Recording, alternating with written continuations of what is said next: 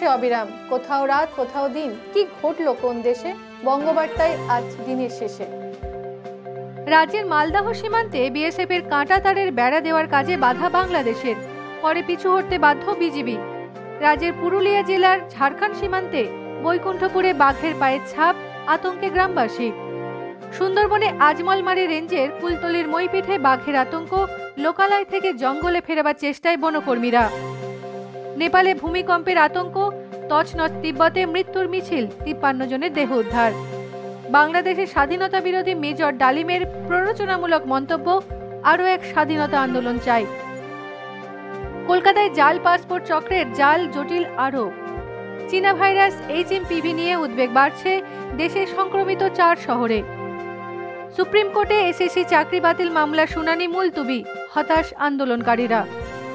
সাগর মেলার আনুষ্ঠানিক সূচনা করলেন মুখ্যমন্ত্রী মমতা বন্দ্যোপাধ্যায়, প্লাস্টিক বর্জিত মেলা প্রাঙ্গণ ঘোষণা।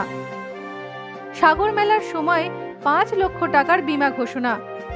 গঙ্গাসাগরে পুণ্যস্নান 14 জানুয়ারি সকাল 6:18 থেকে শুরু। শুভ সন্ধ্যা, আপনারা দেখছেন বঙ্গবার্তা, সবার কাছে সবার কথা।